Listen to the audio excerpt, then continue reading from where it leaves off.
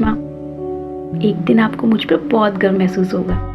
मैं जानती हूँ माँ, आपने अकेले कितनी मेहनत से मुझे पाल पोस कर बड़ा किया है। एक दिन मैं आपको ऐसी जिंदगी दूंगी जिसमें किसी चीज़ की कोई कमी नहीं होगी।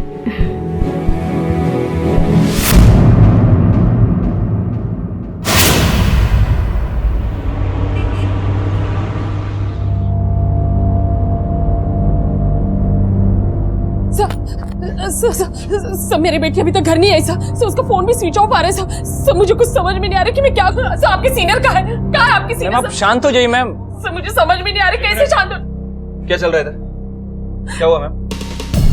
सर मेरी बेटी रथी तकरीबन 9:30-10 बजे घर पहुंचने वाली थी सर। अब तक वो घर नहीं आई और मैं कई बार उसको कॉल कर चुकी हूँ, लेकिन उसका फोन स्विच ऑफ आ रहा है सर। उसके साथ उसकी एक फ्रेंड भी थी पूजा, उसका फोन भी नहीं लग रहा है सर। ऐसा पहली बार हुआ है। रति को कितना भी लेट हो रहा हो, लेकिन वो मुझे फोन करके जरूर इन्फॉर्म करती है। ये रति ने लास्ट टाइम कहाँ से बात की थी आपसे? कितने बजे कॉल किया था उसने? सब 9:15 बजे उसका फोन आया था। वो फतेहपुर वाला रास्ता है ना, वहाँ पे पूजा की स्कूटी बंद हो गई थी सो वहीं से कॉल किया था। टाइम देखा है तूने कितना लेट हो गया? इतनी लेट उस सुनसान रोड से आने की क्या जरूरत थी? कितनी बार मैंने मना किया है तुझे। हाँ माँ, और उतनी बार उसी जगह से सेफली घर भी कितनी बार आए हैं ना। आप क्यों टेंशन ले रहे हो? रिलैक्स, मैं और पूजा साथ में ही हैं। हम थोड़ी देर में घर पहुंच जाएंगे। अच्छा ठीक है बाबा, लेकिन दोनों जल्दी आ जाना। ठीक है माँ। पूजा के पेरेंट्स से बात की आपने? सर मेरे पास उनका नंबर नहीं है। अच्छा, वो कहाँ रहती है आपको पता है? जी सर।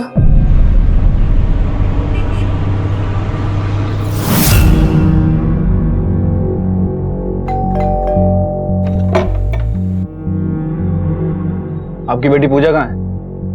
पूजा तो सो रही है। क्या बात क्या है? पूजा तो यहाँ, रति कहाँ है? आंटी मैं तो आज पूरा दिन रति से नहीं मिली। ऐसे कैसे हो सकता है? रति ने खुद कहा था कि तू उसके साथ है, तू झूठ क्यों बोल रही है? ऐसे कैसे बात कर रही है आप मेरी बेटी से? ये क्यों झूठ बोलेगी? तू रति क्यों झूठ बोलेगी? हमें क्या पता, गई होगी किसी लड़के के साथ। बकवास मत कीजिए, जबान संभाल के बात कीजिए मुझसे। एक मिनट चुप रहिए आप लोग। प्राची, इन्हें बाहर लेकर जाओ। चलिए जाइए। पूजा तू क्यों झूठ बोल रही है? बता ना रति कहाँ है? पूजा सर मैं सच बोल रही हूँ, मैं आज पूरा दिन नहीं मिली रति से। जहां तक झूठ सच की बात थी तो वंदना सही थी। रति ने अपनी मां से सच कहा था कि वो पूजा के साथ थी, लेकिन पूजा ने झूठ क्यों कहा था? क्या वो किसी बात से डर रही थी या फिर वो अपने आप को बचाने की कोशिश कर रही थी?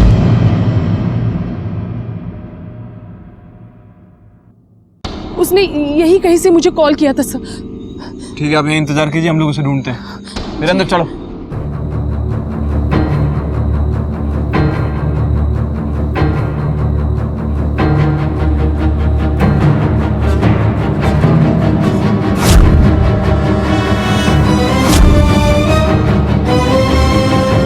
सर ये देखिए।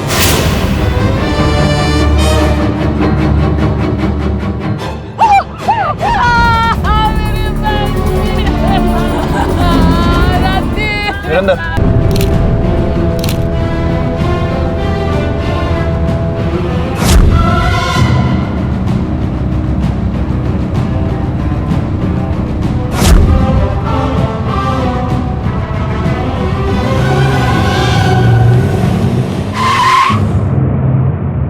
कहाँ जा रहे हैं आप? जी सामने मेरा फार्म हाउस है, वहीं जा रहा था। पर यहाँ हुआ क्या?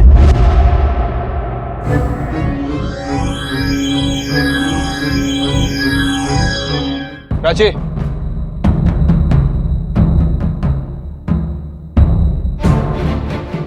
कौन था ये? सर ये आशुतोष शर्मा था, ये इन्हीं का फार्म हाउस है। सर रति की पोस्टमार्टम रिपोर्ट के हिसाब से इसका मर्डर कल रात 9 बजे से 10 बजे के बीच हुआ।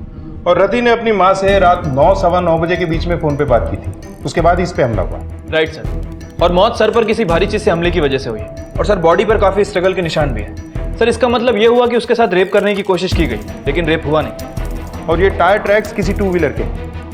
रति की फ्रेंड पूजा के पास स्कूटी है, राइट? और उसने कहा कि उस दिन वो रति से मिली ही नहीं। सबसे पहले ये टायर ट्रैक्स को लैब में भेज के वेरीफाई कराओ।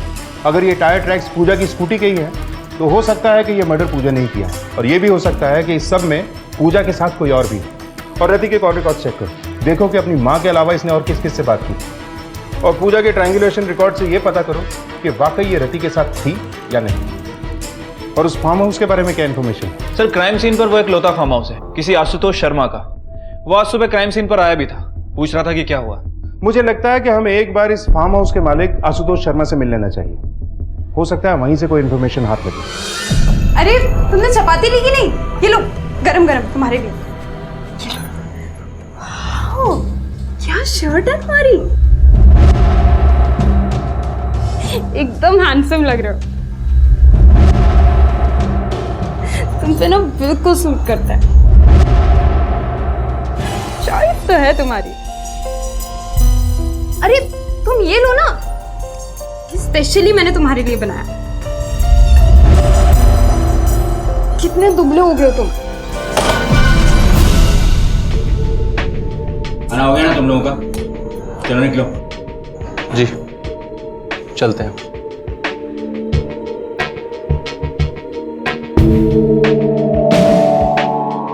शर्म नहीं आती तुझे?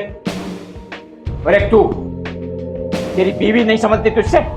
ये काम भी मुझे ही करना पड़ेगा। क्या करेंगे आप और क्या करेगा आपका ये बेटा? बहुत सह लिया मैंने, अब और नहीं। अब मेरी जो मर्जी होगी मैं वही करूंगी।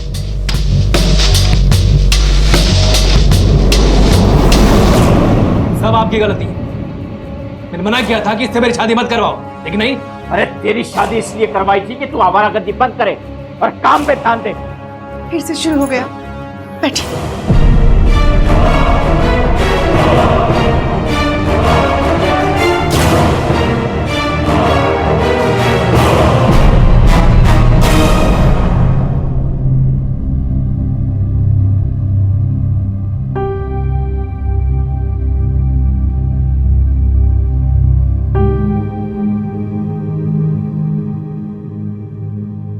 क्या हुआ शिप्रा? कुछ नहीं, तुम नहीं समझोगे। अरे क्या नहीं समझूंगा? तुम भैया और भाभी की वजह से परेशान हो ना? हाँ, मैं भैया और भाभी की वजह से ही परेशान हूँ। आखिर भाभी भैया के साथ ऐसे बिहेव क्यों करती है? तुम उन्हें उनके हाल पे छोड़ दो। उनका रिश्ता हमेशा से ही ऐसा रहा है। हमारे रिश्ते में कभी कोई दूरियां नहीं आएंगी।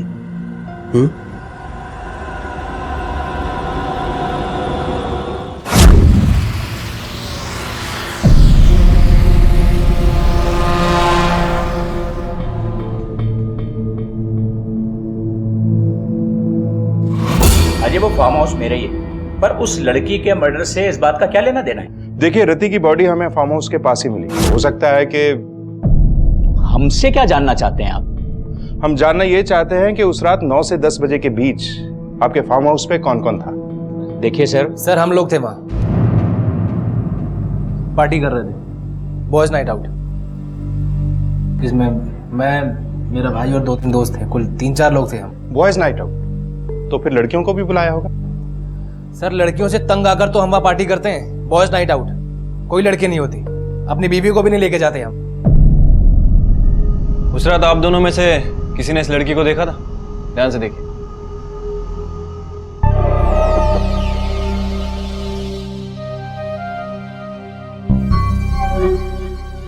नहीं सर, इसे हमने पहले कभी नहीं देखा। ठीक है मिस्टर वेद, आपकी बॉयज नाइट आउट में जो भी लड़के थे, हमें उन सबके नाम और नंबर चाहिए। वीरेंद्र, सबकी लिस्ट ले लो इनसे।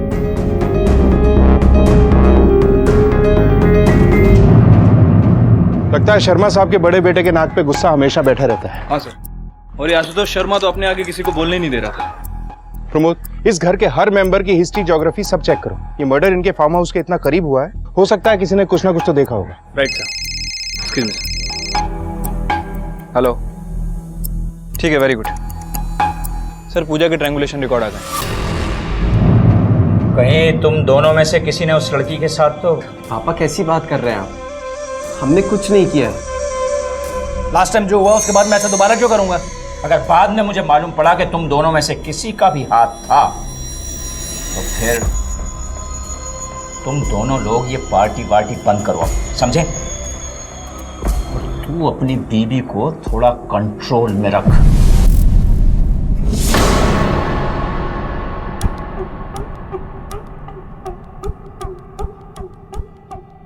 तुम इतना डर क्यों रहे हो?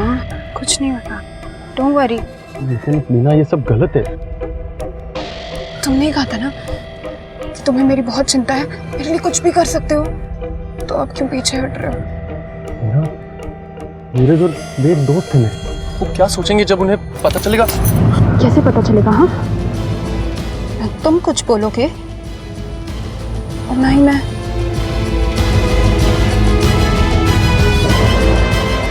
बस रिलैक्स करो और अपनी मेहनत का फल एंजॉय करो। सर मैं रति के साथ नहीं थी। देखो, अगर तुम यहाँ सच नहीं बताओगी तो तुम्हें हमारे साथ पुलिस स्टेशन चलना होगा। चॉइस तुम्हारी है, चलना है पुलिस स्टेशन या फिर सच बताना है, क्योंकि हमारे पास तो तुम्हारे खिलाफ सबूत हैं कि उस रात तुम क्राइम सीन पर रति के साथ थी। तुम्हारे ट्रायंगुलेशन रिकॉर्ड, तुम्हारी स्कूटी की टायर की मिट्टी, ये सब बता। सर, पूजा कभी कभार उस रास्ते से आती जाती है, मगर इसका मतलब ये तो नहीं है। एक मिनट पूजा, अब सच छुपाने से कोई फायदा नहीं है। तुम थी ना उस रात रति के साथ? हाँ सर, मैं उस रात रति के साथ थी, लेकिन सर उसने मुझे बोला था कि मैं स्कूटी रोकूं क्योंकि वो किसी से मिलना चाहती थी। बस मैंने उसको वहाँ पे ड्रॉप किया और मैं अपने घर आ गई। उसके बाद मुझे नहीं पता कि वहाँ पे क्या हुआ। अगर रति वहाँ पे किसी को मिलने वाली थी तो मुझे जरूर बताती। सर, आप मेरी बात को समझ ही नहीं रहे। मैं और रति बहुत करीब थी। सर, पूजा वो आखिरी इंसान है जिसने रति को जिंदा देखा था। सर, कहीं ऐसा तो नहीं कि पूजा और रति में किसी बात को लेकर लड़ाई हुई हो और फिर पूजा ने गुस्से में आकर उसका मर्डर कर दिया?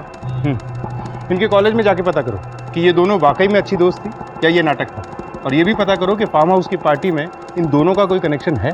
हो सकता है हमें कोई क्लू वहीं से मिले। पहले पूजा और रति बहुत क्लोज फ्रेंड्स थे, पर फिर कुछ दिनों से पूजा को ये लगने लगा कि रति भी क्लास के उसी लड़के को लाइक करती है जिसमें पूजा इंटरेस्टेड थी। पर सर ऐसा कुछ भी नहीं था, रति को तो सिर्फ अपनी बुक्स में इंटरेस्ट था। सर, इसे मैंने पहले कभी नहीं देखा, और वैसे भी 7 बजे से ही पी रहा था, इसलिए काफ़ी नशे में था। अगर कोई आया गया भी होगा तो मुझे याद नहीं सर। ज़्यादा कुछ तो याद नहीं है। हाँ, लेकिन वेद फोन कॉल अटेंड करने के लिए बाहर गया था। नहीं सर, मैंने इसे कभी नहीं देखा। ठीक है। पुलिस ने फार्म हाउस पर हुई पार्टी के सभी मेहमानों के कॉल रिकॉर्ड्स चेक किए, लेकिन उन्हें किसी पर भी शक करने जैसा कोई सुराग नहीं मिला। और यह भी कंफर्म हो गया कि वेद वाकई में अपनी पत्नी के साथ ही बात करने के लिए बाहर गया था। तभी एक ऐसी बात सामने आई जिसने इस पूरे केस को हिलाकर रख दिया। सर, सभी के कॉल रिकॉर्ड को अच्छे से चेक किया, लेकिन किसी के खिलाफ कोई पुख्ता सबूत नहीं मिला। प्रमोद, उसे देखकर ऐसे लगता है ये एक रैंडम किलिंग है। किसी ने विक्टिम को वहां अकेले देखा और रेप करने की कोशिश की, फिर पकड़े जाने के डर से उसे मार दिया। सर, मुझे तो लगता है कि इस काम में पूजा का ही हाथ है। हो सकता है किसी के साथ मिलकर उसने। लेकिन जब तक हमें किसी के भी खिलाफ पुख्ता सबूत नहीं मिल जाते, ये सब थ्योरीज हैं। ये ले शर्मा फैमिली की डिटेल्स। ठीक है, तुम जाओ। सर, बड़ा फैमिली बिजनेस है, दोनों ही बेटे बिजनेस को संभालते हैं। बड़े की शादी 2 साल पहले हुई और छोटे की तकरीबन 3 महीने पहले। सर, ये देखिए।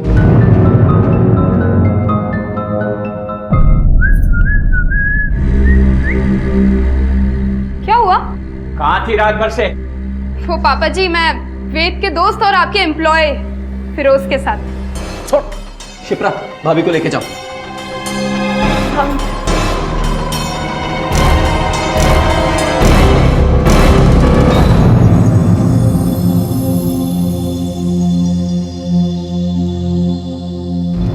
दीदी, आप घर छोड़ के क्यों नहीं चली जाती? नहीं शिप्रा, इस घर में बहुत गलत हुआ है मेरे साथ। मैं इनको इतनी आसानी से नहीं छोड़ूंगी, कभी नहीं। दीदी, क्या हुआ? दीदी, दीदी क्या हुआ? दीदी, आप ठीक हो? दीदी, क्या हुआ? दीदी, दीदी क्या हुआ? कुछ तो बोलिए। आप ठीक है ना? I'm bloody pregnant.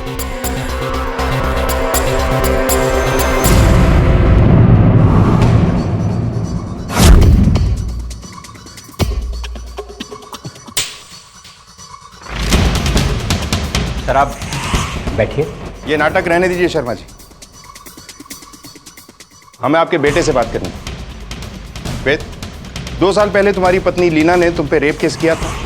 सर मैंने उसका रेप नहीं किया, उसके बाप ने मुझ पर झूठा केस ठोका है। सर लीना और मैं एक दूसरे से प्यार करते थे, मैं उस समय शादी करना नहीं चाहता था मैं, तो मुझ पर प्रेशर बनाने के लिए ये केस ठोक दिया है। सर मेरे बेटे को फंसाया उन लोगों ने, और हमने वही किया जो एक इज्जतदार फैमिली को करना चाहिए था। मैंने अपने बेटे की शादी लीना से करवा दी। ठीक है, आपकी बहू कहाँ है? बुलाओ उसे, हमें बात करनी है उससे। सर सब झूठ बोल रहे हैं, मेरे साथ रेप हुआ था। मेरे फैमिली फ्रेंड की शादी की बात थी, मैं अपने दोस्तों के साथ वहां थी, वेद भी वहीं था, अपने दोस्तों के साथ पिए जा रहा था, नशे में धुत।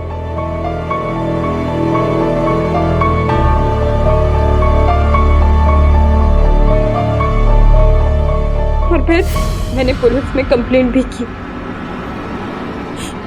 लेकिन मिस्टर आशुतोष ने मेरे माँ बाप का मुंह ये कहकर बंद करवा दिया कि वेद मुझसे शादी के लिए तैयार है। लेकिन शादी के बाद आपने केस क्लोज क्यों किया? उससे जबरदस्ती केस बंद करवाया गया।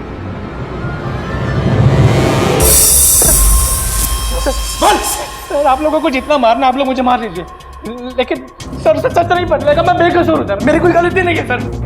2 साल पहले जो हुआ उसमें सिर्फ मेरी गलती नहीं थी, लीना खुद चाहती थी कि मैं उसके साथ ये सब करूं। देख, बहुत सुन ली तेरी बकवास, अब सिर्फ सच बोल। मैं आपसे सब सच ही बोल रहा हूँ, मैंने उस लड़की के साथ ऐसा कुछ भी नहीं किया है सर। प्रमोद, तुम ये पता करो कि लीना का रति के साथ कोई कनेक्शन था क्या? ये दोनों एक दूसरे को जानते हैं? Okay sir. हेलो, क्या? ठीक है सर, सुसाइड अटेम्प्ट हुआ है।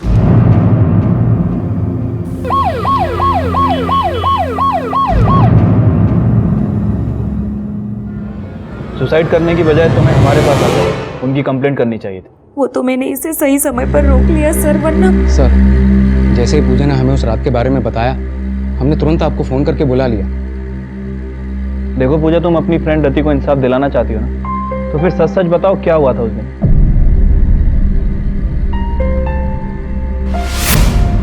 क्या हुआ?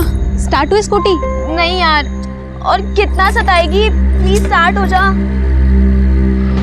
हो गई चल चल बैठ बैठ। फाइनली, मुझे तो लगा था कि आज हमें पैदल ही घर जाना नहीं नहीं बैठ। उसे मेरी सबसे ज्यादा जरूरत थी, मैंने तब उसे अकेला छोड़ दिया, उसके लिए कुछ भी नहीं किया सर।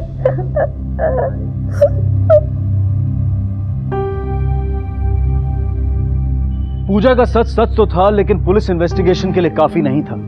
और रति के मर्डर के बारे में अब तक सिर्फ खुलकर एक बात सामने आई थी कि उस पर 2 आदमियों ने अटैक किया था और उन दोनों ने हुडीज पहने हुए थे। अब पुलिस को लगने लगा था कि इस मर्डर का फार्म हाउस से कुछ ना कुछ कनेक्शन तो जरूर था।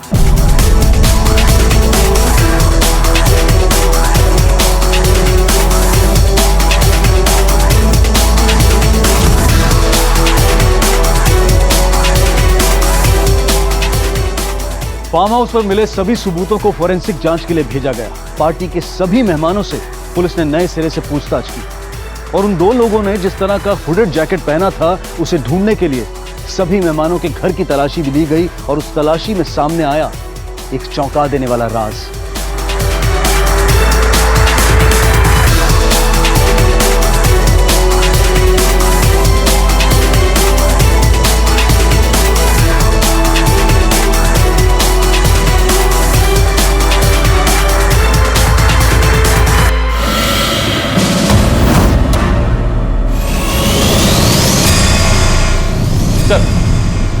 सर पोस्टमार्टम रिपोर्ट के हिसाब से फिरोज का मर्डर शाम को 4 बजे से 5 बजे के बीच हुआ, ठीक उसी दिन जिस दिन रति के मर्डर के सिलसिले में हम इससे मिले थे।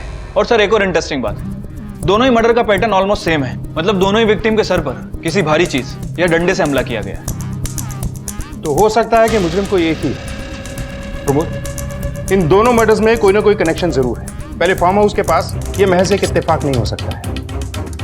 तुम पता करो कि जिस दिन फिरोज का मर्डर हुआ शर्मा फैमिली के मेंबर्स कहाँ थे और इस फिरोज के कॉल रिकॉर्ड्स भी निकलवाओ। Okay sir. फिरोज का मर्डर? सर फिरोज का जब मर्डर हुआ उस समय तो मैं घर पर था।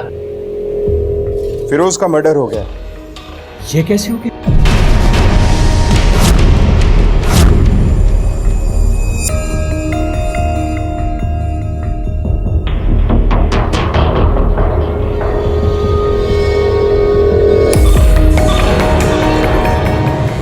तब मेरी गलती।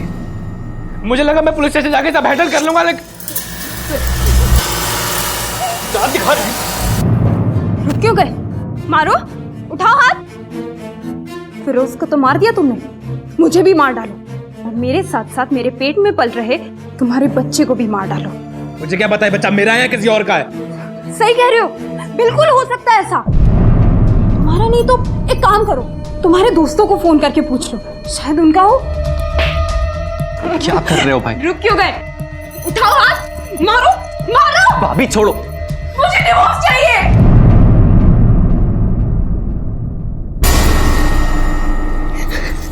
शिपर तुम्हें क्या हो गया अचानक से? हाँ, क्या बोल रही हो तुम? आज तो बोल दिया, आज के बाद बोलना मत। इस घर में आज तक न कोई डिवोर्स हुआ है न कोई डिवोर्स होगा, समझी? चलो निकलो यहां से।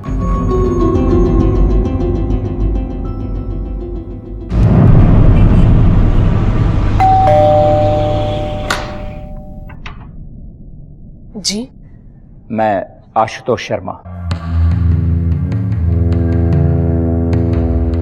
वंदना जी, हमें ये जानकर बहुत अफसोस हुआ कि आपकी बेटी को किसी ने, मैं आपका दुख समझ सकता हूं।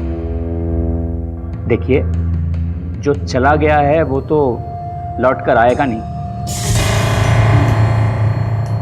मैं चाहता हूं कि आपकी थोड़ी मदद कर दूं। लीजिए, देखिए, इससे आपका दुख तो कम नहीं होगा पर जीने में थोड़ी आसानी हो जाएगी।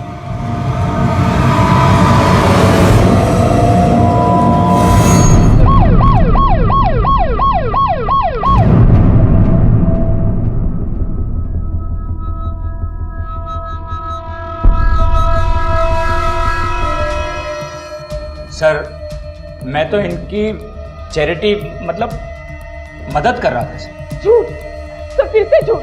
तो यही मेरे रति के गुनहगार। मिस्टर शर्मा, यूं घूर के या गुस्सा दिखा के आप पुलिस को चकमा नहीं दे सकते।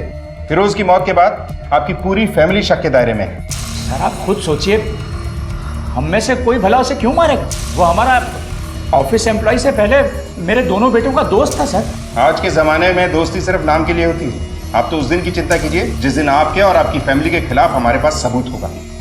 चलिए। पहले रति की हत्या, फिर फिरोज की और फिर उसके बाद आशुतोष का विक्टिम की मां को पैसे देना, इन सारी घटनाओं से पुलिस को किसी साजिश की बू आ रही थी। लेकिन इन हत्याओं की तह तक पहुंचने के लिए पुलिस के पास कोई भी ठोस सुराग नहीं था। बस इतना अंदेशा था कि शायद फिरोज उन दोनों आदमियों में से एक था जिन्होंने रति के ऊपर हमला किया था, या शायद फिरोज रति के रेप और मर्डर का अकेला चश्मदीद गवाह था और इसी वजह से वो पुलिस इन्वेस्टिगेशन के दौरान इतना हड़बड़ाया हुआ था। लेकिन ये सिर्फ एक अनुमान मात्र था। इसकी पुष्टि करने के लिए पुलिस के पास कोई ठोस सबूत नहीं था। और जब एक बार फिर से इस केस पर कोहरा छाने लगा, तब एक फोन आया और सामने आया एक नाम। हेलो, आप जिसे ढूंढ रहे हैं वो नीरज शर्मा है, आपका असली गुनहगार। Call transfer. हेलो, किसका नाम बताया आपने? नीरज शर्मा, आपका असली गुनहगार। हेलो। क्या? उसने मेरा नाम लिया? सर ये सब झूठ है, मैंने कुछ नहीं किया, कोई मुझे फंसा रहा है। लीना भाभी ने फोन किया होगा। सर शायद वो भाई का बदला ले रही है मुझसे। वो ऐसा क्यों करेगी? सर उन्हें लगता है कि मैं भी अपने भैया और पापा के जैसा हूँ, इसलिए वो मुझे फंसा रही है। आए दिन वो मेरी बीवी शिप्रा के भी कान भरती रहती है, उसे मेरे खिलाफ करना चाहती है। लीना, नीचे आ बेटा। नीचे आ जाओ। दीदी आ जाओ, आ जाओ। हो जाएगा।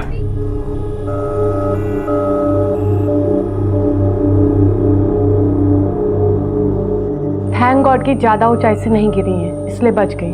बट इनकी इंटरनल ब्लीडिंग्स भी हुई हैं और कुछ फ्रैक्चर्स आए हैं। आई एम सॉरी, हम इनके बच्चे को नहीं बचा पाए। लीना जी, हम समझ सकते हैं कि आप अपने परिवार से गुस्सा थे, लेकिन आपके कहने से हम ये कैसे मान लें कि नीरज ने रति का मर्डर किया है? मतलब कुछ सबूत है आपके पास? मैंने आपको कब कहा कि नीरज ने रति का खून किया है? आपने आवाज बदलकर हमें कॉल नहीं किया? नहीं सर, और मैं किसी का नाम क्यों लूंगी? और अगर मुझे नाम लेना ही होता तो मैं अपने पति का नाम लेती, नीरज का नहीं।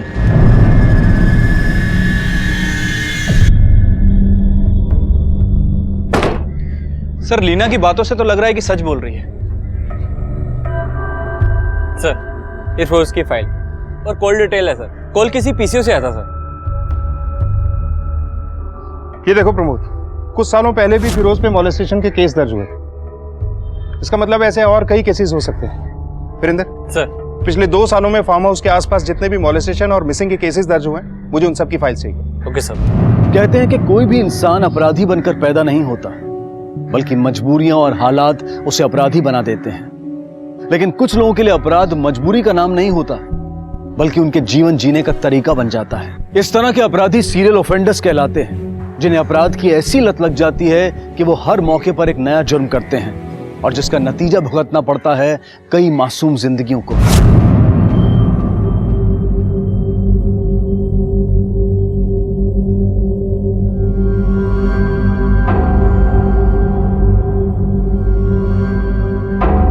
तेरह महीने पहले एक मिसिंग कंप्लेंट दर्ज हुई थी।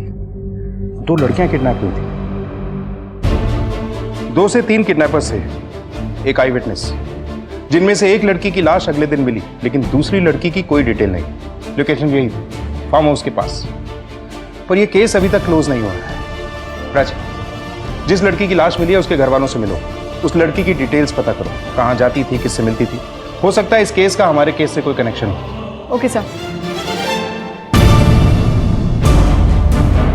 क्या यही थी वो औरत? नहीं, ये नहीं थी। मुझे उसका चेहरा अच्छे से याद है। पीसीओ के मालिक के बयान ने पुलिस को चौंका दिया था, लेकिन वो ये नहीं समझ पा रहे थे कि वो औरत कौन थी जिसने फोन करके नीरज शर्मा का नाम लिया था। इन्वेस्टिगेशन जारी थी, लेकिन जब 13 महीने पुराना मोलेस्टेशन का केस सामने आया तो उसने पुलिस को उलझन में डाल दिया। और जब उस केस को रीओपन किया गया तो एक ऐसा दिल दहला देने वाला सच सामने आया जो इस केस का सबसे बड़ा सबूत बन सकता था। लेकिन क्या यह सबूत असली गुनहगार तक पहुंचने के लिए काफी था? क्या इस केस की सच्चाई सामने आने वाली थी? 13 महीने पहले तुम्हारी एक फ्रेंड की लाश मिली थी शिप्रा, वो भी तुम्हारी फैमिली के फार्म हाउस के पास। कुछ याद आया? उसका नाम मीता था।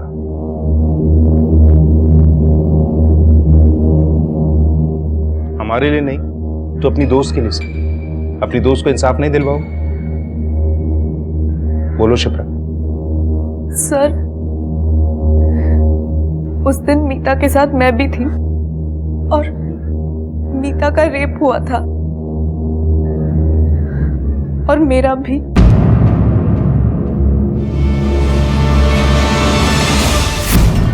ये क्या है? तूने तो कहा था कि सिर्फ गर्ल्स नाइट है, लेकिन यहाँ पर मुझे कोई लड़की नहीं दिख रही है। मैं जा रही हूँ घर, मुझे कुछ ठीक नहीं लग रहा है। तू भी चल चल चल। बेहोश होने से पहले मैंने बस इतना सुना कि मीता सांस नहीं ले रही है। मुझे शायद लगा कि मैं भी मर चुकी हूँ, इसलिए हम दोनों को गाड़ी से फेंक दिया।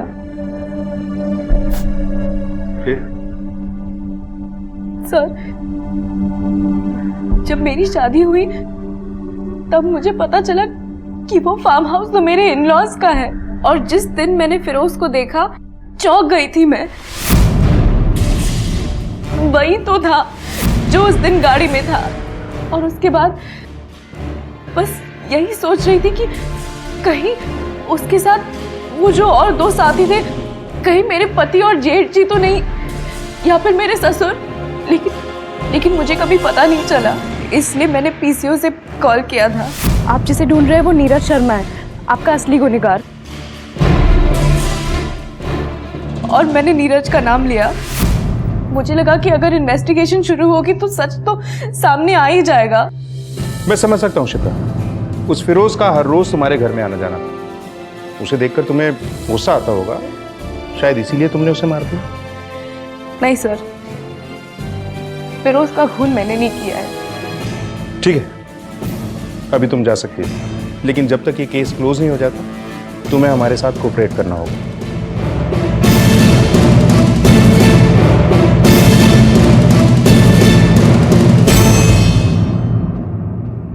सर, इसकी बातें सुनकर तो लग रहा है कि सच बोल रही है। प्रमोद, पिछले 13 महीनों से ये खामोश थी, अब अचानक? हो सकता है यह पूरा सच नहीं बोल रही। इसके ट्रायंगुलेशन रिकॉर्ड चेक करो, पता करो कि जिस दिन फिरोज की मौत हुई ये कहां थे। आशुतोष, वेद और नीरज, तीनों को यहां बुलाओ। इस घर की दोनों बहुओं के साथ रेप हुआ है। शिप्रा की दोस्त मीता का रेप एंड मर्डर भी फार्म हाउस के पास ही हुआ है, और रति का मर्डर भी फार्म हाउस के पास ही हुआ है। यह महज एक इत्तेफाक नहीं हो सकता। Okay sir. क्या शिप्रा का रेप हुआ था? और उसे लगता है कि ये सब... मैं कसम खा के कहता हूं सर, मैंने शिप्रा का रेप नहीं किया। मैंने कभी किसी के साथ ऐसा कुछ नहीं किया सर। किस बात पे इल्जाम लगा रहे हो तुम लोग? देखो, मैं तुम लोगों की इज्जत कर रहा था अभी तक, और अब मैं तुम्हें छोड़ूंगा नहीं। छोड़ेंगे तो हम तुमको नहीं मिस्टर आशुतोष, अगर हमें पता चला कि तुम या तुम्हारे बेटे इन मर्डर्स में शामिल हैं तो। सर बकवास कर रही है वो, कोई रेप नहीं है उसका। सर वो ना लीना के कहने पे ये सब कर रही है। झूठी है सर दोनों की दोनों। क्या आपको शिप्रा के रेप के बारे में पता था? जी। कहीं ऐसा तो नहीं कि आप और शिप्रा अपने ससुराल वालों से बदला लेना चाहती थी, इसलिए उसे फंसाने के लिए पहले आप दोनों ने फिरोज को मारा और अब... कैसी बातें कर रहे हैं सर आप?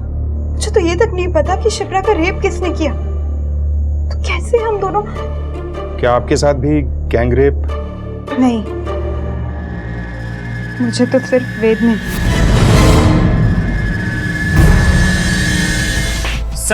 सर मैंने क्या किया है?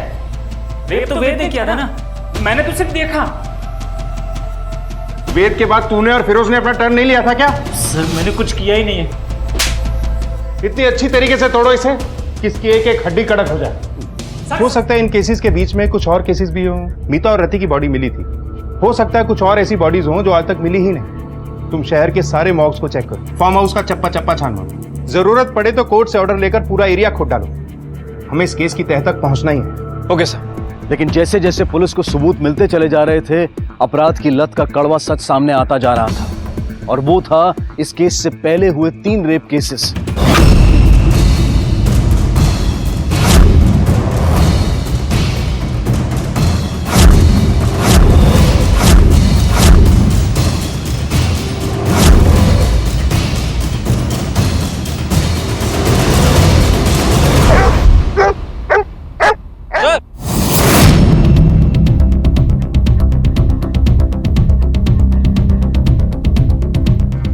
वीरेंद्र, खुद आओ इधर।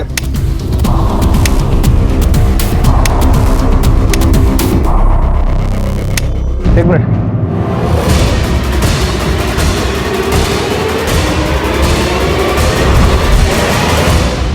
वीरेंद्र, बॉडी निकालो। प्रमोद, चारों का पोस्टमार्टम करो। हो सकता है इनमें से कोई बॉडी ज्यादा पुरानी ना हो और हमें मुजरिम का डीएनए मिल जाए। इससे पहले कि एक और रेप हो, हमें ये केस क्लोज करना है। Okay sir. वीरेंद्र, एम्बुलेंस में कॉल करो। शिप्रा, लीना और मीता, और 13 महीने पहले भी तुम दोनों ने एक लड़की का रेप किया था। तेरा और फिरोज का डीएनए मिला है विक्टिम की बॉडी से। फार्म हाउस में पार्टी वाली रात को उस लड़की रति को क्यों मारा था? झूठ मत बोलना, वरना इस बार उल्टा लटका के मारेंगे। मारना मत। सब बोल दो। पार्टी की रात फार्म हाउस से मैं और फिरोज बाहर आए थे, तभी उन 2 लड़कियों को स्कूटी पे देखा। और कब से चल रहा था ये सब? तब से जब शिप्रा और मीता से पहले किस किस का रेप किया था? साहब वो याद नहीं है, लेकिन शिप्रा और उसकी दोस्त का नंबर बहुत बाद में आया था। लेकिन हाँ, मौत शिप्रा की दोस्त की हुई थी सबसे पहले। पर क्या? बोल। पर मैं और फिरोज नहीं रुके। हमें लड़कियों का रेप करके उन्हें मारने में मजा आने लगा। इन सब में नीरज भी शामिल था तुम्हारे साथ? नहीं सर, वो इस सबसे दूर ही रहता है। फिरोज को क्यों मारा था? साहब फिरोज को मैंने नहीं मारा है।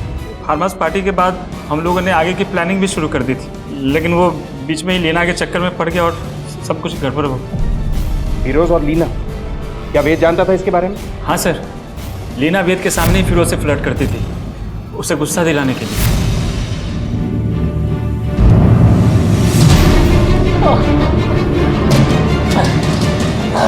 चल बोल, कैसे मारा फिरोज को?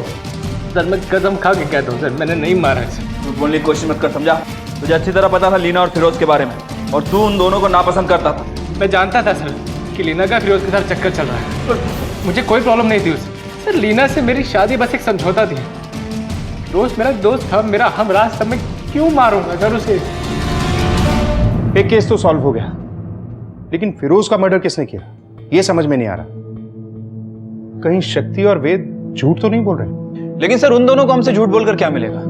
I mean, जेल तो उन्हें जाना ही होगा। सर कहीं ऐसा तो नहीं कि शिप्रा हमसे झूठ बोल रही हो, उसी ने फिरोज का मर्डर किया?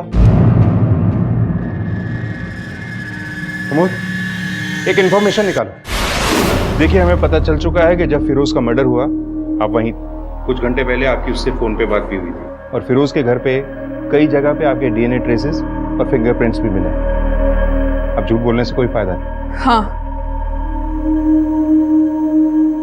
मैंने ही मारा है फिरोज को। फिरोज, तुम्हें अच्छे से पता है कि हम सिर्फ नाटक कर रहे थे वेद को सबक सिखाने के लिए, इसलिए तुम जो सोच रहे हो वैसा बिल्कुल नहीं होगा। कुछ नहीं होगा? कैसे कुछ नहीं होगा? तुम ऐसा कैसे सोच सकती हो?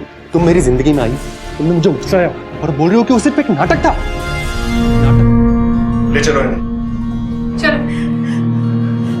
लीना और शिप्रा के माता पिता अगर सही समय पर पुलिस को सूचना दे देते तो शायद ये बात इतनी आगे बढ़ती ही नहीं। लेकिन कहते हैं ना, देर आए दुरुस्त आए। इंसाफ चाहे देर से ही मिला, लेकिन अब शायद और मासूम जिंदगियां अपराध की इस लत का निशाना बनने से बच जाएंगी। केस सॉल्व हो गया था और गुनहगार पुलिस की हिरासत में थे, लेकिन इस बीच में जो जिंदगियां बर्बाद हुई उनका क्या? लत छोटी हो या बड़ी, अगर समय रहते उसकी लगाम न थामी जाए तो ये लत जानलेवा बन जाती है। इसलिए अपराध की लत का पहला लक्षण दिखाई देते ही उसके खिलाफ आवाज उठाएं, उसका सामना करें। यह हम सब का संवैधानिक अधिकार है कि हम अपने फैसले खुद लें, अपनी किस्मत खुद चुनें। लेकिन आज भी समाज में कुछ तबके ऐसे हैं जहां कुछ लोग इस बात से रजामंदी नहीं रखते कि यह अधिकार हर किसी को एक बराबर मिलना चाहिए। हमारा देश तो वक्त के साथ आगे बढ़ता जा रहा है, लेकिन बढ़ते हुए वक्त के साथ कुछ लोगों की सोच और भी ज्यादा पेचीदा होती जा रही है। आज की ये कहानी 2 भागों में पेश होगी, और इस कहानी में मुजरिमों ने पुलिस के साथ ऐसा खेल खेला जिसने इस केस को 3 इलाकों की पुलिस के लिए सरदर्द बना दिया। ये केस पुलिस के लिए एक ऐसी चुनौती बन गया था जो वक्त के साथ और पेचीदा और मुश्किल होता जा रहा था, और कई नए सवाल भी खड़े कर रहा था। ओम जय जगदीश हरे, स्वामी जय जगदीश हरे। भक्त जनों के संकट, दास जनों के संकट क्षण में दूर करे। ओम जय जगदीश हरे, माता पिता तुम मेरे। सियावर रामचंद्र भगवान की। ये लीजिए, आप सबको आरती दिखा दीजिए। प्रणाम पंडित जी। ये लो बेटा प्रसाद। बड़ा प्यारा बच्चा है, क्या नाम रखा है बच्चे का? वो क्या है ना पंडित जी, हम सोच रहे थे कि कोई अच्छा नाम रख लेंगे राम जी के नाम पे। आप ही बताइए ना कोई नाम। जी अच्छा, हाँ जी हाँ जी, ले लीजिए प्रसाद। काय बढ़ते। अरे रिचर्ड, रिचर्ड, काय झाला? तुझे क्या लगा कि ये प्रसाद खिलाने से, प्यार जताने से मैं तेरे छलावे में आ जाऊंगी? नहीं आई। जाओ यहाँ से, जाओ। देख देख अपने बेटे को क्या सिखाया है तूने। आई मैं वो क्या बोल रहे तू? हाजी है वो तेरी, एक बड़ी है, तुझसे उनकी इज्जत करना सीख। तू जा हाथ में दे, जा अभ्यास कर, जा।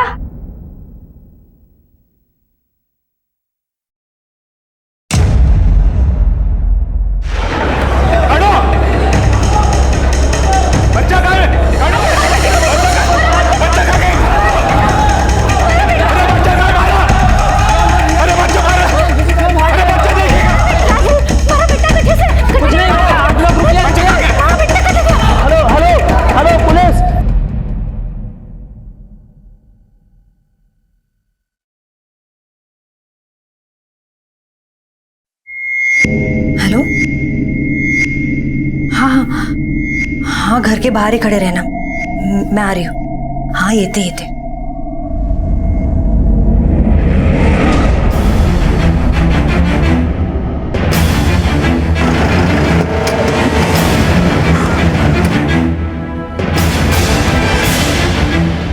हटिए यहाँ से, हटिए हटिए। वागले, मंदिर के सारे एंट्री एग्जिट बंद कर दो, कोई भी यहाँ से भागने ना पाए। और पता करो कि कितने लोग मंदिर में मौजूद थे और अब कितने नहीं। सब चलिए, दरवाजा बंद करो। पंडित जी, मैं इंस्पेक्टेशन दें। क्या आप बता सकते हैं कि ये सब कैसे हुआ? किसने गोली चलाई, कौन था वो? सब कुछ इतना जल्दी जल्दी हुआ कि हमारे कुछ समझ में नहीं आया, लेकिन भगवान की कृपा से किसी को कुछ नहीं हुआ। इधर आओ।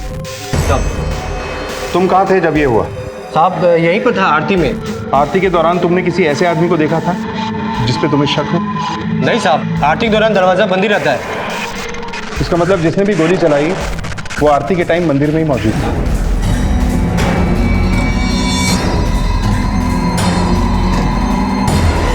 सर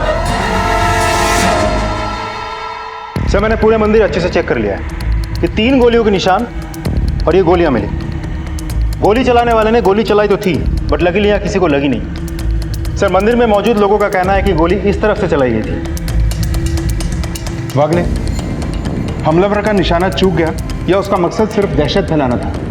बात कुछ समझ में नहीं आ रही है। मंदिर में मौजूद लोगों से पूछताछ करो, शायद किसी ने उसे देखा हो। और चेक करो कि सीसीटीवी कैमरा इंस्टॉल्ड है या नहीं। Okay sir.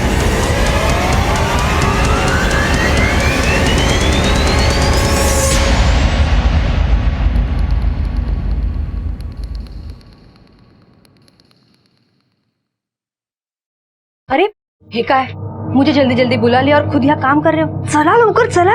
अरे ये भी तो काम ही है ना। अगं मधु, असं काय करतेस? मैंने डॉक्टर से अपॉइंटमेंट ली हुई है। हे बक, एक बार अगर ये काम हो जाए ना तो हमें दोबारा प्रेग्नेंट होने का डर नहीं रहेगा, समझ रहे हो ना? और वैसे भी बस 3 घंटे की बात है, हॉस्पिटल से डिस्चार्ज मिल जाएगा, हम वापस भी आ जाएंगे। चलो चलो उठो, चल उठ गो, चल लवकर चल। अरे जलवाला, सुनो ना, मैं जो कर रही हूँ वो सही तो है ना? देख मधु, हमारे मर्दों को ना हमारी कुछ पड़ी नहीं है। खुद तो दिन भर कैरम खेलते बैठते हैं और हमें बच्चा पैदा करने की मशीन समझते हैं। ये सब हमारे सेहत के लिए भी ठीक नहीं है ना रानी? पता ना? बिल्कुल। और मुझे जलबाला पर पूरा भरोसा है, वो कभी भी हमारा बुरा नहीं चाहिए। और चंपा की भी उसने कितनी मदद की ना ये अचार का बिजनेस बढ़ाने में। रानी, भले ही भगवान ने हमें मर्दों से कमजोर बनाया हो, लेकिन दिमाग मर्दों से कई ज्यादा तेज दिया है। अगर हम हमारे दिमाग का इस्तेमाल सही जगह पर करें ना तो हम मर्दों से किसी भी चीज में कम नहीं है। समझ रही है ना तू? चले चले। और आप में से किसी ने भी उसे नहीं देखा? नहीं सर, वहाँ पे आरती तो नहीं। जी हमारे को तो नहीं मालूम वो लोग कौन थे। हम लोग तो यहाँ आरती कर रहे थे जब ये सब हुआ। तुम्हारा बच्चा कहाँ है? तुम्हारे साथ बच्चा था ना? बच्चा? ना जी ना, हमारे साथ तो कोई बच्चा ना था। अरे क्या बात कर रहे हो? तुम्हारे साथ बच्चा था, जिसका नाम बदलवाने के लिए यहाँ पे आए थे। बड़ा प्यारा बच्चा है। क्या नाम रखा है बच्चे का? वो क्या है ना पंडित जी, हम सोच रहे थे कि कोई अच्छा नाम रख लेंगे राम जी के नाम पे। आप ही बताइए ना कोई नाम। पंडित जी, मैंने कहा ना एक बार, हमारे साथ कोई बच्चा ना था। ये बैग में क्या है? प्रसाद। प्रसाद है। दिखाओ इधर, चेक करो। मैंने एक बार कहा ना आपसे, मैंने कहा ना आपसे प्रसाद दीजिए। रुको साहब जी,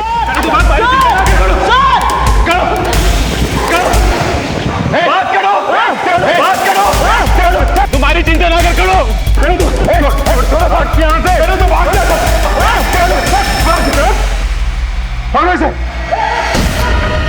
साहब मैंने कुछ नहीं किया साहब। सब छोड़ दो मैंने। सर ये बच्चे मिले।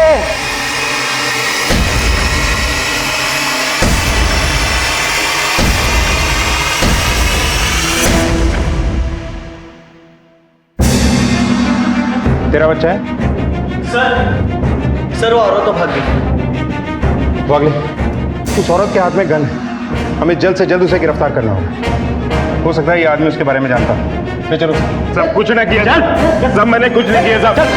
मंदिर के परिसर में गोलियां किसने चलाई थी? गोलियां चलाने वाले का मकसद क्या था? वो औरत जिसे मंदिर में पुलिस की गिरफ्त में आने से पहले ही एक शख्स ने भगा दिया था, वो कौन थी और वो चाहती क्या थी? अभी तो ये पुलिस के लिए पेचीदगियों की शुरुआत थी। ये मामला अपने गर्भ में इतने राज छिपाए बैठा था जिनकी गहराइयों तक पहुंचने के लिए पुलिस को लोहे के चने चबाने पड़े।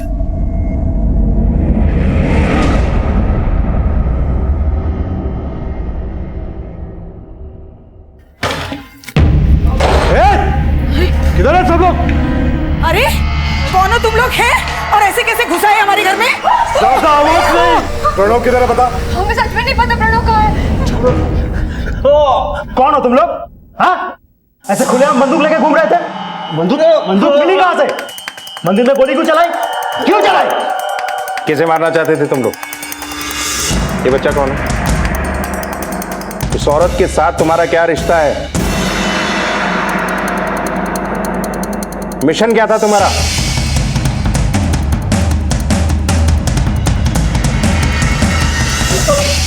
अपने मुंह से खुद ही बोलेगा या डंडा डाल के मैं बुलवाऊं? देख, तेरे सामने उस मंदिर के पंडित ने कहा था कि ये बच्चा तुम लोगों के साथ था। किसका बच्चा है ये? उस औरत के साथ तेरा क्या रिश्ता है? बोल। देख, अगर तू ऐसे ही शांत रहेगा ना तो मजबूरन हमें इस बच्चे को किसी एनजीओ को देना होगा। क्या तू ये चाहता है कि इस बच्चे को हम किसी अनाथ आश्रम या एनजीओ को दे दें?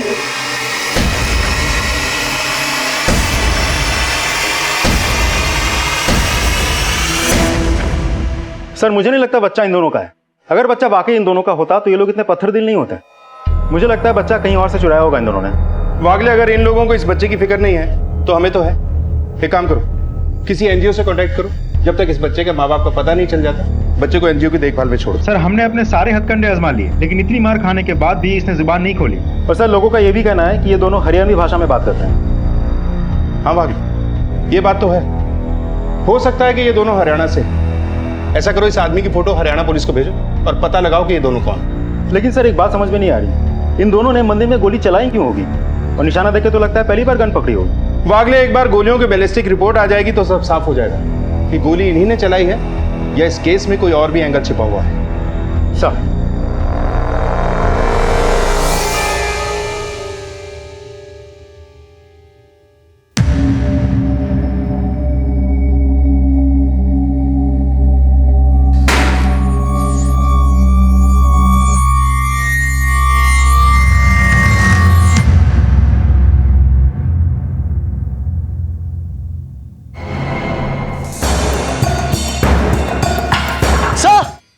जल्दी आइए, उस आदमी ने सुसाइड कर लिया है।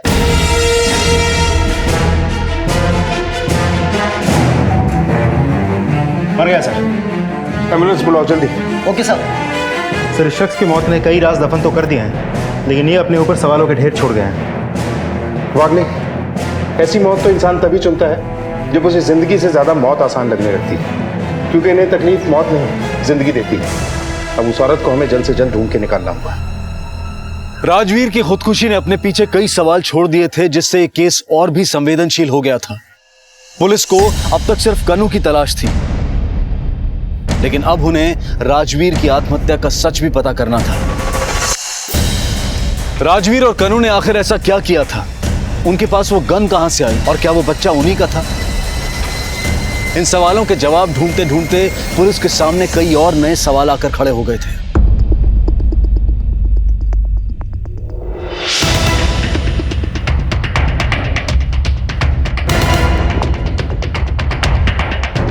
भैया सुना, जिस आदमी ने मंदिर में गोली चलाई थी उसी आदमी ने पुलिस स्टेशन में आत्महत्या कर ली।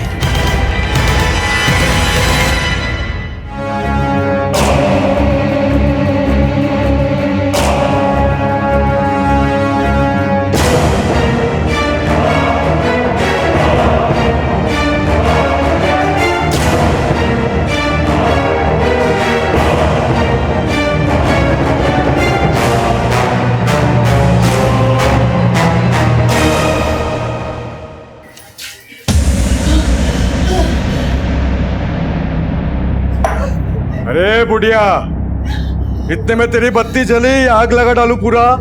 हाँ,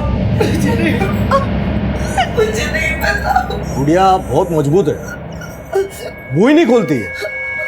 लेकिन तू तो जवान है, तू तो मुंह खोलेगी ही नहीं।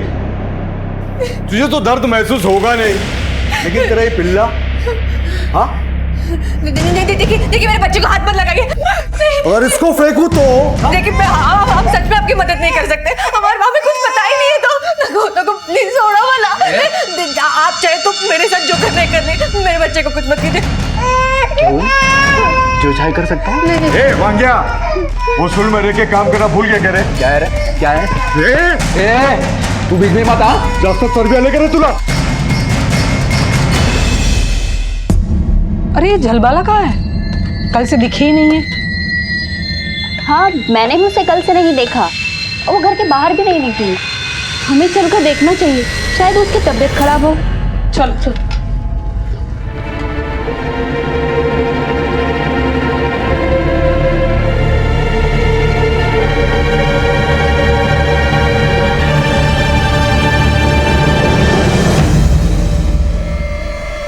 चलो बेटा, हमें बच्चे से भी कोई इन्फॉर्मेशन हाथ नहीं लगी है और मैंने हर पुलिस स्टेशन में क्रॉस चेक कर लिया, लेकिन किसी भी पुलिस स्टेशन में इस बच्चे की मिसिंग कंप्लेंट रजिस्टर नहीं है।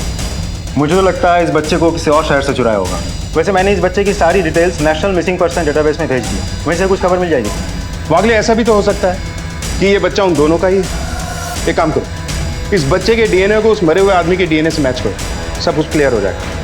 तब तक इस बच्चे को एनजीओ में भेज दो, यहाँ रहना इसके लिए ठीक नहीं है। ओके, जब तक इस बच्चे के माँ बाप का नहीं पता चल जाता ये आपके एनजीओ में रहते। रेनू,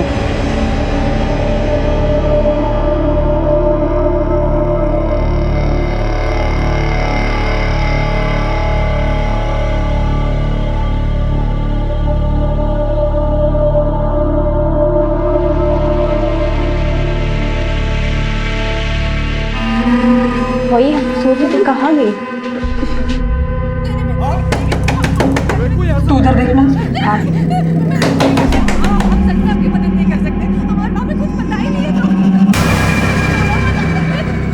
सुनो, वो ध्यान से सुनने की कोशिश करो, अंदर से ना कुछ आवाजें आ रही है।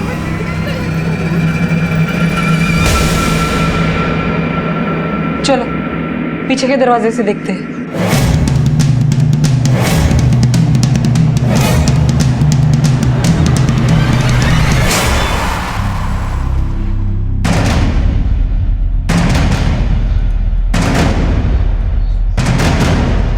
कुछ तो प्रॉब्लम है।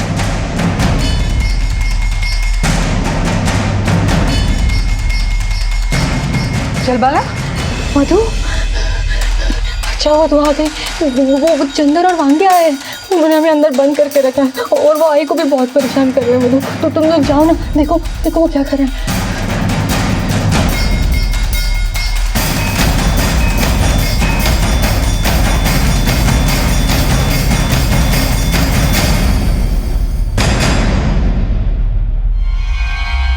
ये क्या कर रहे हो तुम लोग?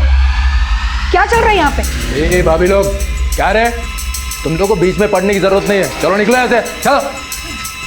देखना मधु, क्या हाल बना दिया। ए गुड़िया, ज्यादा नाटक मत कर, ऐसा मारूंगा ना सीधा हॉस्पिटल में पड़ी हुई दिखेगी। ए प्रकाश, तेरे औरत को आके लेके जा, बहुत दिमाग खराब कर रही है मेरा। मेरी सटक गई ना तो। और क्या रे आइटम लोग, तुम लोग को ना ज्यादा दिमाग नहीं चलाने का, वरना मेरी सटक गई ना तो।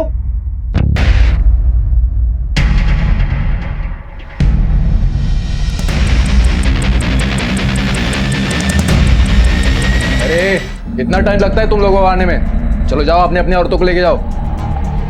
क्योंकि हीरो ने जो इनको बचाने चली आई।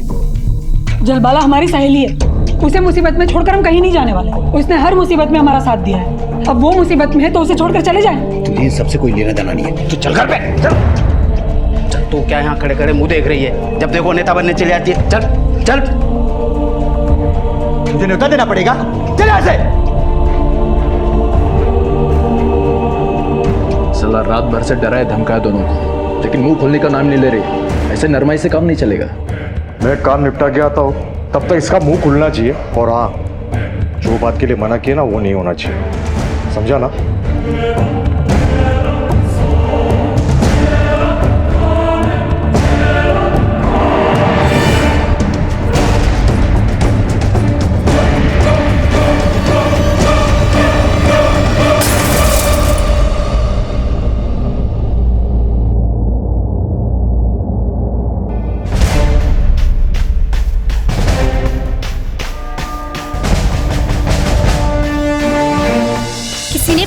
मार के कांच तोड़ा है। जान पूछ के किया है किसी ने ये सब।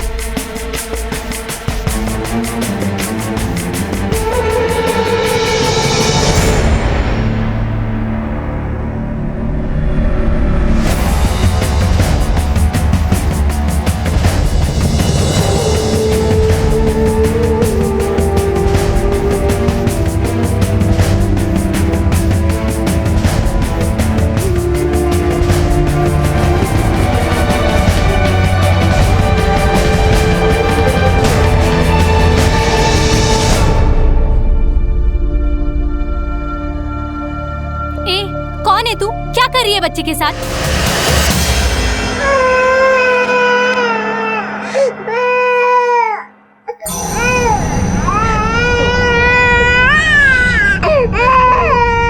ऐसे नहीं मानेगी ना तू। चल के ज्यादा नाटक मत कर। क्या किया तूने? तुम मर गया।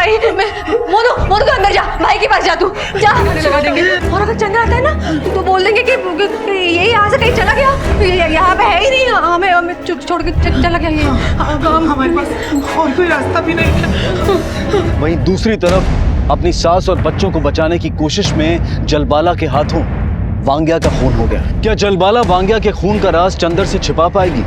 आखिर चंदर और वांग्या जलबाला के पति से क्यों मिलना चाहते थे, और वो जलबाला के परिवार को इतना परेशान क्यों कर रहे थे? वो क्या जानना चाहते थे, और वो कौन से हालात थे जिनकी वजह से सीधी सादी दिखने वाली ये दोनों महिलाएं अब ये केस भिवपुरी और पवई पुलिस के लिए कई पेचीदगियां लिए खड़ा था। यही थी वो औरत? हाँ सर, यही थी। सर, अगर उस औरत ने बच्चे को किडनैप किया तो अपनी ही जान जोखिम में डालकर एनजीओ जाके बच्चे क्यों चुराए? किसी भी गैंग का मेंबर अपनी टारगेट के साथ कभी इमोशनली अटैच नहीं होता, तो इसने ऐसा क्यों किया होगा? ठीक है, आप लोग जा सकते हैं। वागले, मुझे लगता है कि वो बच्चा इसी औरत का है। अगर वो बच्चा इस औरत का नहीं भी है तो भी इस औरत का उस बच्चे के साथ कोई ना कोई कनेक्शन जरूर है, वरना कोई खुद को मुसीबत में डाल के इतना बड़ा रिस्क नहीं लेगा। एक काम करो, इस औरत की फोटो पूरे शहर के पुलिस स्टेशन में भिजवा दो, हर जगह पूछताछ करो। किसी न किसी ने तो इसे देखा होगा। मुझे लगता है ये औरत भागने की कोशिश करेगी। हमें हर हालत में इस औरत को गिरफ्तार करना है। सब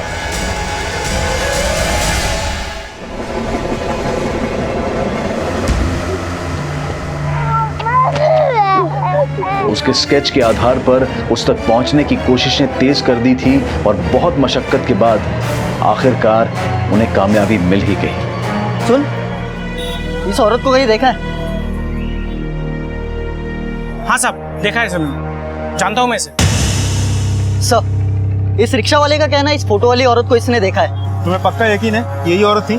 हाँ साहब, ये हरियाणवी लहजे में बात कर रही थी, इसलिए याद है। कहाँ छोड़ा था तुमने? मंदिर पे। और मिली कहाँ थी? Sir, MG road. इस औरत के साथ कोई और भी था? हाँ साहब, एक आदमी, एक बच्चा था।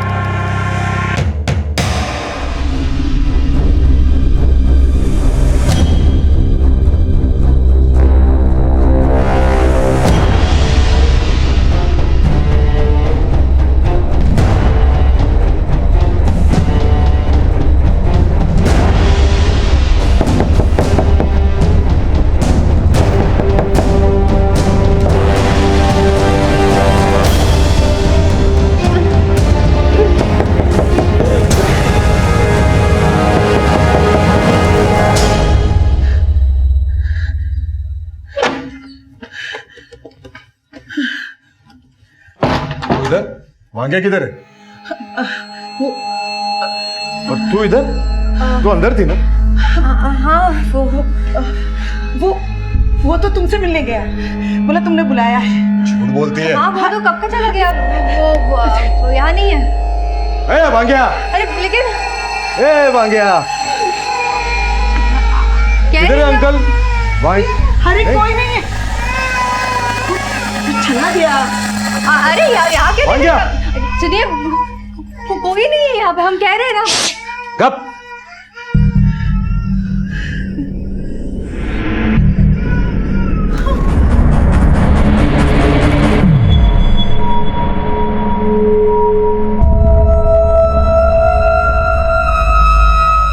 कहाँ जाना है आपको? भाई जी, मैंने थोड़ा आगे तक जाना है। वो आगे जो सिग्नल है वहाँ जाना है आपको? हमारा गाँव है आगे, बस वहीं जाना है। ठीक है।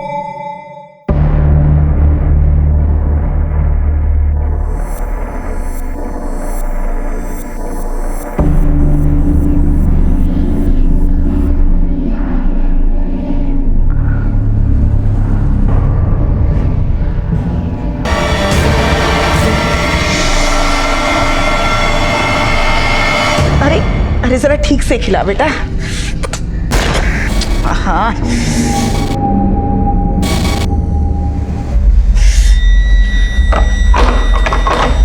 अरे कौन है?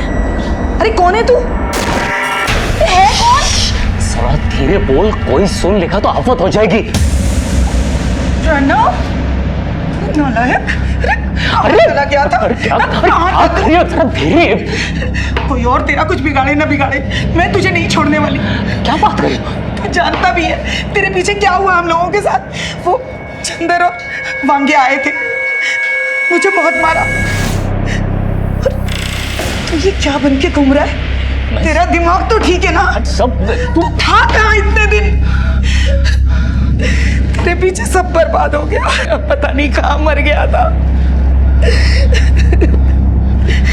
चंदर तेरी बीवी को उठा के ले गया।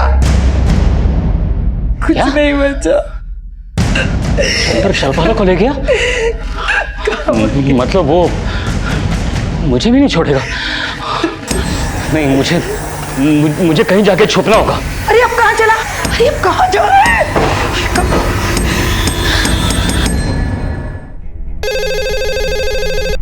हेलो।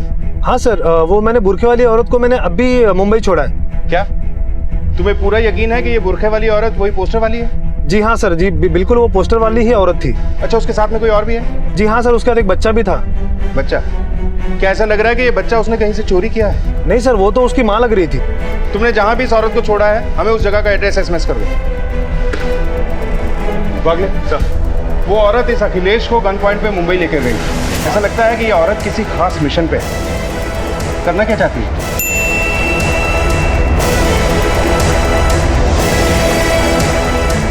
वागले, हमें मुंबई जाने की तैयारी करनी है।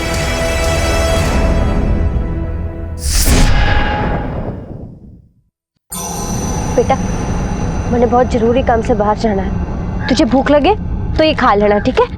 ये दूध पी लेना। हाँ, एक बार जिस काम के लिए हम आए हैं ना, वो काम खत्म हो जाए, उसके बाद हम अपने घर चलेंगे। हाँ? अरे ये काम किया तुमने अब तक?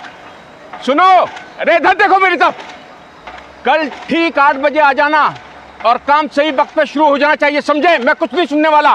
काम वाम कुछ करते नहीं और पैसे मांगने के वक्त बिल्कुल सर पे खड़े हो जाते हैं।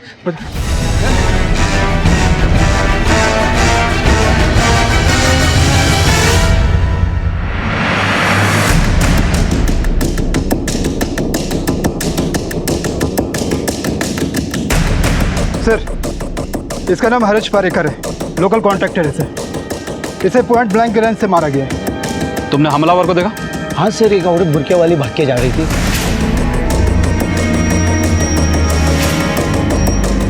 तांबे सर, इस आदमी की पूरी डिटेल निकालो। आसपास के सभी लोगों से पूछताछ करो, शायद किसी ने उस बुरके वाली औरत को भागते हुए देखा होगा। सर, मुंबई के पवई इलाके में अचानक हुई इस हत्या से इलाके में सनसनी फैल गई थी। कॉन्ट्रैक्टर हरीश पारेकर की हत्या किसने और क्यों की थी, और इस हत्या का इस कहानी से क्या लेना देना था? इस केस में अब तक सिर्फ सवाल पर सवाल उठ रहे थे, जिनके जवाब ढूंढना पुलिस के लिए आसान नहीं था।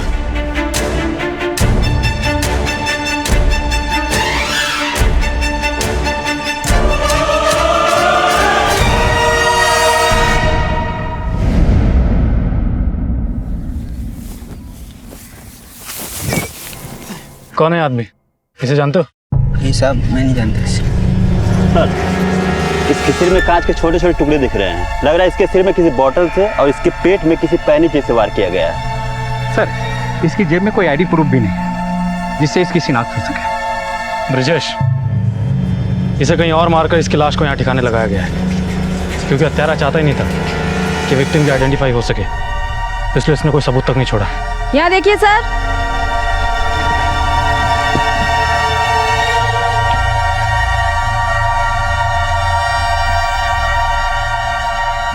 यहाँ पर भी खून के निशान है।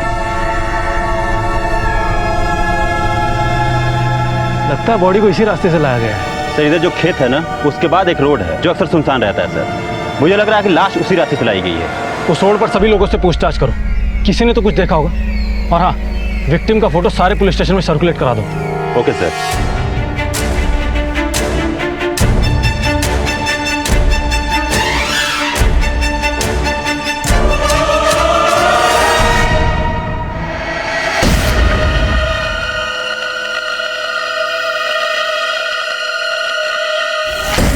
प्रणव, तू तो पूरा औरत बना लिया रे खुद को। हाँ, मुझसे बचने के लिए ना। अभी ये सब करने की जरूरत नहीं है तुझे। तेरा मेरा हिसाब चुकता हो गया। मेरी बीवी कहाँ है? क्या किया है तुमने उसके साथ? क्या किया? बहुत कुछ किया, बहुत मजा आया। हाँ?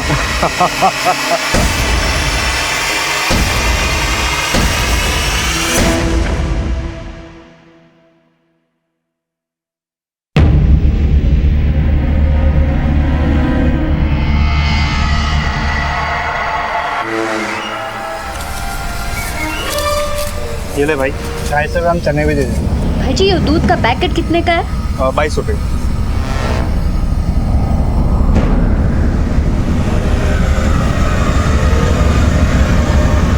ये लो, एक और दूध का पैकेट।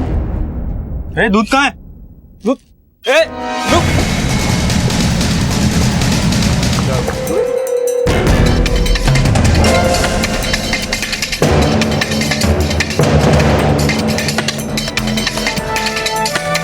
Hello police.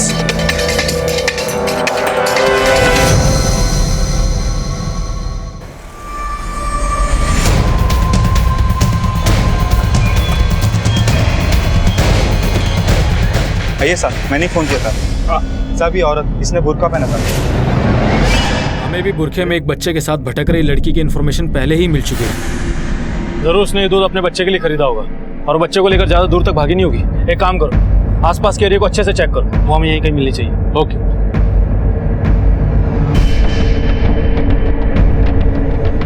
चलबला कहाँ होगी? कहीं चंदर ने उसे कुछ कर तो नहीं दिया? चंदर कुछ भी कर सकता है। उसने चलबाला को या तो मरवा दिया होगा या फिर किसी कोठे पर बेच दिया होगा।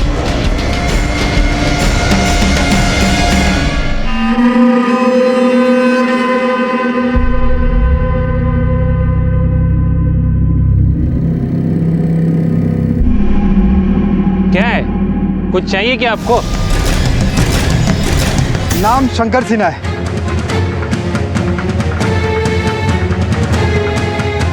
तांबे, ये मर्डर भी पहले वाले मर्डर की तरह है। कॉन्ट्रैक्टर हरीश को भी पॉइंट ब्लैंक से शूट किया गया था। मतलब दोनों का कातिल एक ही है। हो सकता है इन दोनों की दुश्मनी किसी न किसी से होगी। सर, कहीं ये सीरियल किलिंग का मामला तो नहीं है? क्योंकि हरीश का जहाँ मर्डर हुआ है यहाँ से ज्यादा दूर नहीं है और मुझे लग रहा है खूनी आसपास ही कहीं रहने वाला है। सर, खूनी कोई औरत तो नहीं है? इस औरत के पास गन कहाँ से आई होगी? इस औरत की कोई ना कोई तो इन दोनों से दुश्मनी होगी, तभी उसने इन दोनों को मार दिया। अब इससे पहले किसी और को मारे, हमें इसे जल्द से जल्द पकड़ना होगा। बॉडी को पोस्टमार्टम लिए भिजवाओ। सर, ये कहानी यहीं खत्म नहीं होती है। यहाँ तो शुरुआत होती है एक ऐसे सफर की जहाँ अगले हर कदम पर एक दिल दहला देने वाला हादसा घात लगाए बैठा था। आखिर बुरखे में औरत कौन थी और एक ही तरीके से हुई इन दो हत्याओं का क्या राज था? क्या इन दोनों हत्याओं के पीछे प्रणव या कनू का हाथ था? इन सभी सवालों के जवाब हम आपको देंगे कल रात 11:30 बजे इस केस के दूसरे और आखिरी भाग में। अब मैं अनूप सोनी आपसे विदा लेता हूं। कल रात आपसे फिर मुलाकात होगी। तब तक अपना और अपने परिवार का ख्याल रखें और देखते रहें क्राइम पेट्रोल डायल 100। सबक एक को, सीख हम सबको। जय हिंद। क्राइम पेट्रोल के और भी दिलचस्प कहानी देखने के लिए हमारे चैनल को सब्सक्राइब करें और बेल आइकॉन दबाना न भूलें।